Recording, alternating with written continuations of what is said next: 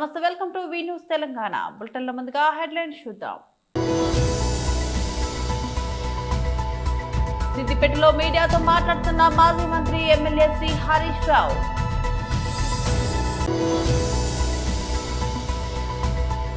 YSRCP Lok Sabha floor leader Rajampet MP Peddireddy Mithun Reddy press meet.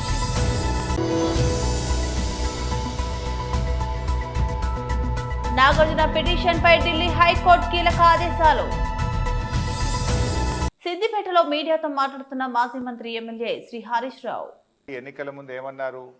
పెండింగ్లో ఉన్న 2-3 డిఏలను తక్షణమే ఇస్తాము అని చెప్పారు.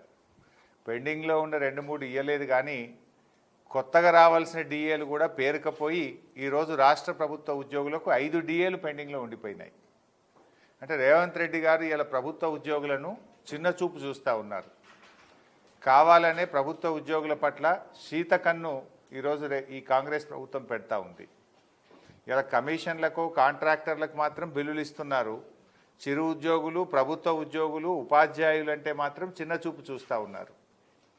ఇలా బీఆర్ఎస్ హయాంలో కేసీఆర్ గారి నాయకత్వంలో ఆ రోజు రాష్ట్ర ప్రభుత్వ ఉద్యోగులకు కేంద్ర ప్రభుత్వ ఉద్యోగుల కన్నా ఎక్కువ వేతనాలు ఇచ్చింది కేసీఆర్ ప్రభుత్వం. ఆనాడు మొదటి పీఆర్సీ దేశంలోనే ఎక్కడ లేని విధంగా 42% అందించిన ఘనత కేసీఆర్ ప్రభుత్వాన్ని. రెండవసారి 32% పీఆర్సీ ఇచ్చారు. బీఆర్ఎస్ హయాంలో 72% పీఆర్సీని అందించడం జరిగింది. కరోనా కంటే ముందైతే ఎప్పటి డిఏ అప్పుడే అందించింది బీఆర్ఎస్ ప్రభుత్వం. రేవంత్ రెడ్డి గారు ఏమన్నారు? మా ప్రభుత్వం రాగానే అన్ని డిఏలు తక్షణమే చెల్లిస్తాం, ఉద్యోగుల ఎరియర్స్ అన్నీ తక్షణమే చెల్లిస్తాం, ఓల్డ్ పెన్షన్ స్కీమ్ తీసుకొస్తాం, వెంటనే 6 నెలల్లోగా పీఆర్సీ అందిస్తాం. ఎన్నికల ముందేమో బడా బడా మాటలు, రజనీకాంత్ లాగా మాట్లాడిండు. ఓట్లు అయిపోయినాక గజనీకాంత్ లాగా మాట్లాడుతున్నాడు. నేను అడుగుతా ఉన్నా, ఏమైంది నీ మాటలు? ఏమైనాయి ఉద్యోగులకు? ఇవాళ కేంద్ర ప్రభుత్వం మరో డిఏ ఇచ్చింది, సంతోషం. మరి నువ్వెప్పుడు ఇస్తావు? ఇవాళ 5 డిఏలు. ఈ దేశ చరిత్రలో 28 రాష్ట్రాలుంటే ఏ రాష్ట్రంలో ఏ రాష్ట్ర ప్రభుత్వ ఉద్యోగులకు కూడా 5 డిఏలు పెండింగ్లో లేవు. 5 డిఏలు పెండింగ్లో పెట్టిన ఘనత ఒకే ఒక్క ప్రభుత్వం, అది రేవంత్ రెడ్డి ప్రభుత్వం. భారతదేశంలో ఏ రాష్ట్రంలో కూడా 5 డిఏలు పెండింగ్లో లేవు. ఇది నీ చేతగాని ప్రభుత్వం వల్ల, ఉద్యోగుల పట్ల నీ యొక్క వివక్ష వల్ల ఈరోజు ఇన్ని డిఏలు పెండింగ్లో ఉన్నాయి. నువ్వు 22 నెలలైంది ప్రభుత్వంలోకి వచ్చి. ఆనాడు ఏం చెప్పినావు? 6 నెలల్లోనే పీఆర్సీ ఇస్తా అన్నావు. మరి ఏమైంది? 22 నెలలైనా పీఆర్సీకి అతిగతి లేదు. ఇలా పీఆర్సీ ప్రస్తావనే లేదు. ఎప్పుడు ఇస్తావో చెప్పడం లేదు. పీఆర్సీ ఊసెత్తితే ఉరిమురిమి చూస్తున్నావు నువ్వు. ఇది ఎక్కడి ప్రభుత్వం? ఇక దసరా పండుగ ముంగట ఉద్యోగులు ఎదురు చూశారు ఆశగా. నువ్వు చెప్పినావు కదా, నెలకు 750 కోట్ల మీ ఏరియర్స్ క్లియర్ చేస్తా అని మాట ఇచ్చినావు. డిఏలు ఇస్తా అన్నావు, పీఆర్సీలు ఇస్తా అన్నావు. ఇస్తావేమో అని దసరా పండుగ రోజు ఆశగా ఎదురు చూసినటువంటి చిరు ఉద్యోగులకు, రాష్ట్ర ప్రభుత్వ ఉద్యోగులకు తీవ్ర నిరాశ మిగిలింది. నువ్వు ఆనాడు అభయహస్తం అన్నావు. నీ అభయహస్తం కాస్త అప్పన్న హస్తం అన్న చెప్పిన మాటలు ఉత్త దండగానే అయిపోయింది. YSRCP Lok Sabha floor leader Rajampet MP Peddireddy Mithun Reddy press meet. ఇచ్చిన బెయిల్ ఆర్డర్ని ఒకసారి చదవమని కూడా నేను అందరిని కూడా అడుగుతున్నాను. దాంట్లో ఇచ్చిన పాయింట్స్ 100% నిజమని చెప్పి కూడా నేను తెలియజేస్తా ఉన్నాను. గౌరవ కోర్టు ఏదైతే ఆర్డర్లో విషయాలు చెప్పిందో అవన్నీ కూడా మీ అందరిని కూడా నేను ఒక్కసారి చదవమని చెప్పి కూడా నేను కోరుతా ఉన్నాను. ఇది వరకు ప్రెస్ మీట్ పెట్టి చెప్పడం జరిగింది. ఎన్ని ఇబ్బందులు పెట్టినా కూడా, ఎటువంటి ఇబ్బందులు పెట్టినా కూడా ఎదుర్కొనేదానికి సిద్ధంగా ఉంటామని చెప్పి ఈరోజు ఇన్ని రోజులు జైల్లో పెట్టిన తర్వాత కూడా మళ్లీ అదే మాట చెప్తా ఉన్నాను. ఎక్కడ కూడా అధైర్యపడే ప్రసక్తే ఉండదు. ఎక్కడ కూడా ఈరోజు పార్టీని ఇబ్బంది పెట్టినా వెనక తగ్గే ప్రసక్తి ఉండదని చెప్పి కూడా నేను ఈరోజు తెలియజేస్తా ఉన్నాను. ఇది ప్రతిసారి తెలుగుదేశం పార్టీ అధికారంలో ఉన్నప్పుడు, ఎప్పుడు తెలుగుదేశం పార్టీ అధికారంలోకి వచ్చినా కూడా కేసులు పెట్టే పరిస్థితి చూస్తూనే ఉన్నాము. 2014-19లో కూడా తప్పుడు కేసు పెట్టి జైల్లో పెట్టడం జరిగింది. అప్పుడు కూడా చెప్పినాను, ఇది తప్పుడు కేసు, ఇది కేవలం హరాస్మెంట్ చేసేదానికే పెడుతున్నారని ఆ రోజు కూడా నేను చెప్పడం జరిగింది. అయినా కూడా అక్రమంగా అరెస్ట్ చేసి నన్ను, బిఎం మధుసూదన్ రెడ్డి గారిని, చెవిరెడ్డి భాస్కర్ రెడ్డి గారిని కూడా ఆ రోజు కూడా జైల్లో పెట్టడం జరిగింది. తర్వాత ఎవరైతే కేసు పెట్టించారో అదే వ్యక్తి కోర్టులో వచ్చి చెప్పడం జరిగింది, ఎక్కడ కూడా బలవంతంగా మా దగ్గర పెట్టించారు, వీళ్ళు తప్పు చేయలేదని చెప్పి ఆ కేసు కూడా కొట్టేయడం జరిగింది. అంతేకాదు, అంతకుముందు తెలుగుదేశం అధికారంలో ఉన్నప్పుడు కూడా నేను ఇంజనీరింగ్ కాలేజ్లో చదివేటప్పుడు కూడా నా జీవితంలో మొట్టమొదటి కేసు పెట్టింది తెలుగుదేశం ప్రభుత్వం. తెలుగుదేశం ప్రభుత్వం ఎప్పుడున్నా కూడా ఇటువంటి హరాస్మెంట్ చూస్తూనే ఉన్నాము. ముఖ్యంగా ఈ జైల్లో ఉన్నన్ని రోజులు కూడా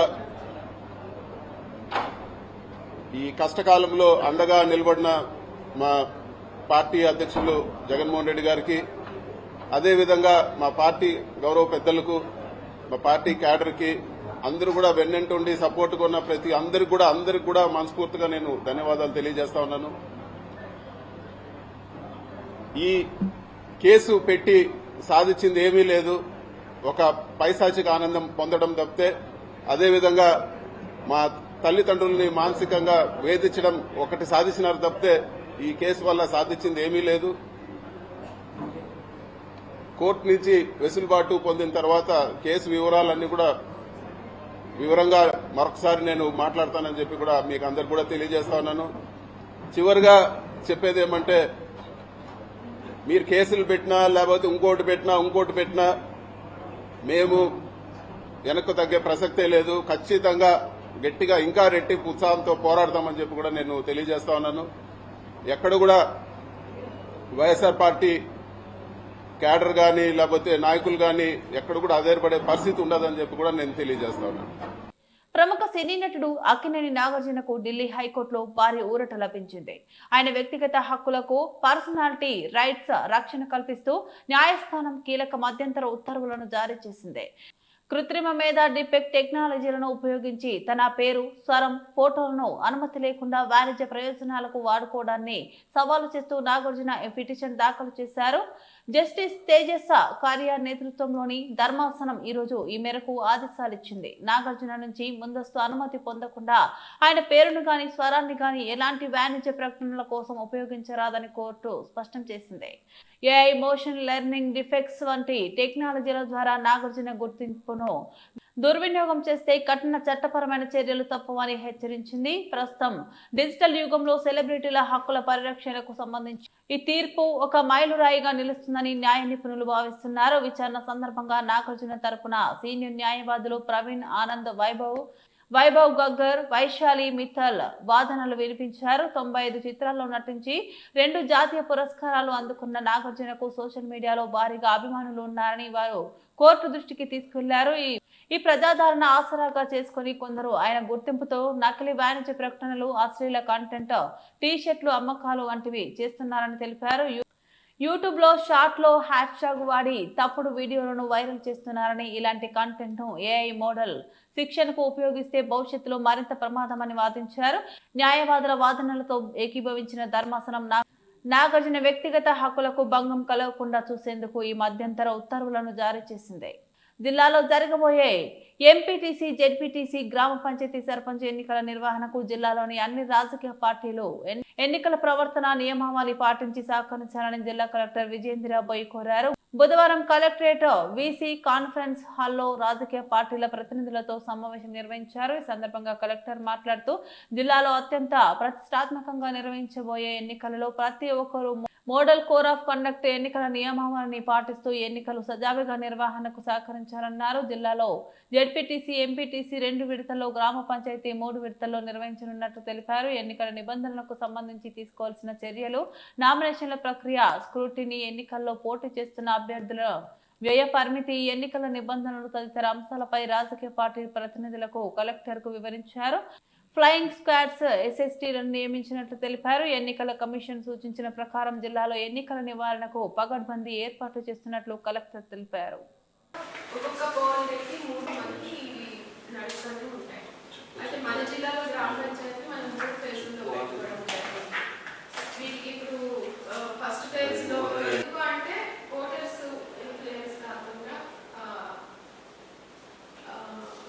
ఇంపార్షియల్ అట్మాస్ఫియర్ క్రియేట్ చేయాలి కాబట్టి ఫస్ట్ ఈ కనిపించే వారిని కూడా రిమూవ్ చేయడం జరుగుతుంది.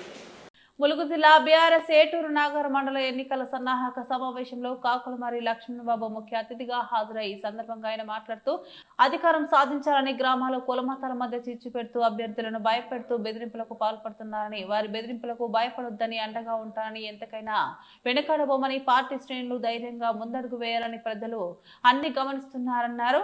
ప్రజలు కేసీఆర్ పాలనను కోరుకుంటున్నారని, రాబోయే రోజుల్లో కేసీఆర్ పాలన రావాలంటే స్థానిక ఎన్నికలే అందుకు పునాదులు వేయాలని అన్నారు. కాంగ్రెస్ పార్టీ పట్ల ప్రజలు తీవ్ర వ్యతిరేకంగా ఉన్నారని, ఎన్నికలు ఏవైనా బీఆర్ఎస్ పార్టీకి బ్రహ్మరథం పట్టడానికి ప్రజలు సిద్ధంగా ఉన్నారని అన్నారు. ఈ కార్యక్రమంలో ములుగు జిల్లా మండల పార్టీ అధ్యక్షులు, మాజీ ప్రజాప్రతినిధులు, మహిళలు, సీనియర్ నాయకులు, కార్యకర్తలు పాల్గొన్నారు.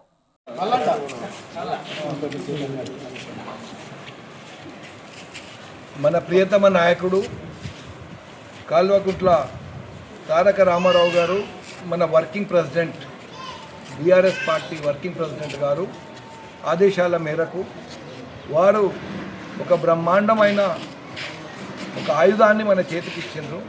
అది కాంగ్రెస్ పార్టీ తెలంగాణ ప్రజలకు ఏదైతే బాకీ ఉందో ఆ బాకీ కార్డ్ అని వారు తయారు చేసి మనకి పంపడం జరిగింది. నేను ములుగు జిల్లా అధ్యక్షుడిగా మీ అందరికీ విజ్ఞప్తి చేస్తున్నా, బీఆర్ఎస్ కార్యకర్తలందరికీ ఇది ఈ కార్డుని ప్రతి ఇంటింటికి చేర్చాలి. ఆ మెసేజు కాంగ్రెస్ చేసే మోసాలు, కాంగ్రెస్ తప్పిన మాట ప్రజలకు మీరు ఈ కార్డు ద్వారా తీసుకెళ్లాలని చెప్పి బీఆర్ఎస్ పార్టీ ములుగు జిల్లా కార్యకర్తలందరికీ విజ్ఞప్తి చేస్తారు. జై తెలంగాణ.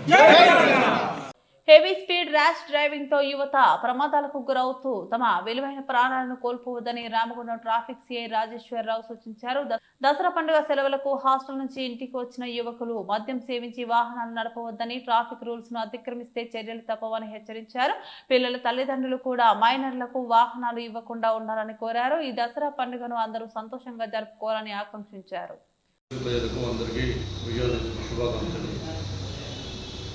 ఎల్లుండి 2వ తరగతి జరుపుకోబోయే విజయదశమి శుభాకాంక్షలకు నేను తెలియజేయని మూలంగా పిల్లలు చాలామంది స్కూల్లో నుండి స్కూల్స్ కానీ కాలేజ్ కానీ హాలిడేస్కి ఇంటికి వస్తారు. సో 80% పిల్లలకు మైనర్లకు బండ్లు ఇవ్వకూడదు. ప్లస్ ఎవరన్నా ద్విచక్ర వాహనదారులు కానీ ప్లస్ 4 వీలర్స్ కానీ ఏదైనా పండుగ వాతావరణంలో అందరూ మంచిగా జరుపుకోవాలని కోరుకుంటున్నాం ట్రాఫిక్ నుండి. సో ఎలాంటి పరిస్థితుల్లో ఎవరు మద్యం తాగి బండ్లు నడపకూడదు. ఎందుకంటే ఒక పండుగ వాతావరణంలో జరగని ఇష్యూ జరగకుండా చూసుకోవాలని కోరుకుంటున్నాము. సో అందరూ ట్రాఫిక్ నియమాలు పాటించుకుంటూ అందరూ వాళ్ళ ఫ్యామిలీతోనే విజయదశమి సంతోషంగా జరుపుకోవాలని కోరుకుంటున్నాము. ద్విచక్ర వాహనాలు ఇంట్లో నుండి బయటికి వెళ్ళే వాళ్ళు ప్రతి ఒక్కరూ ఇప్పటి నుండి హెల్మెట్ లేకుండా బయటికి రావద్దని విజయదశమి సందర్భంగా అందరినీ ద్విచక్ర వాహనాలు కోరుకుంటున్నాం. Thank you. సియోల్ సమీపంలోని ఫ్యాంగియోలో వేస్ట్ టు ఎనర్జీ ప్లాంట్ ను సందర్శించిన మంత్రి నారాయణ పర్యావరణ హితంగా చెత్త నుంచి విద్యుత్తును తయారు చేస్తున్న ప్లాంట్ ను పరిశీలించిన మంత్రి మున్సిపాలిటీలో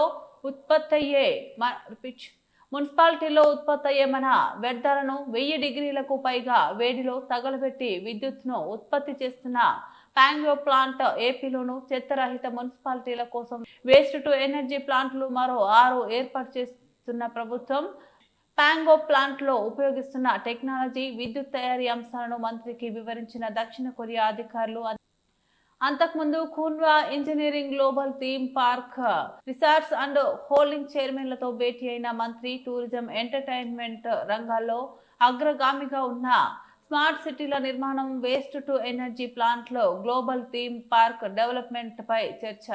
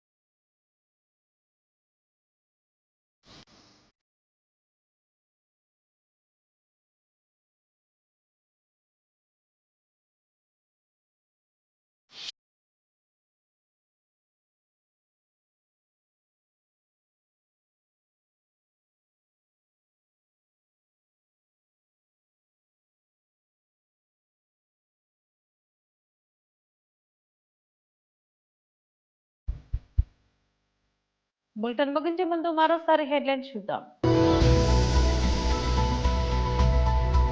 సిద్దిపేటలో మీడియాతో మాట్లాడుతున్న మాజీ మంత్రి ఎమ్మెల్యే శ్రీ హరీష్ రావు.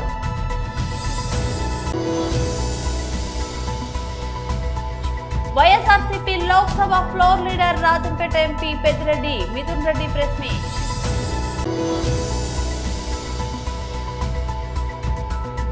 నాగార్జున పిటిషన్ పై ఢిల్లీ హైకోర్టు కీలక ఆదేశాలు. ఇవి బులెటిన్ అప్డేట్స్. మరో బులెటిన్ లో మళ్ళీ కలుద్దాం. అంతవరకు సెలవు. నమస్తే.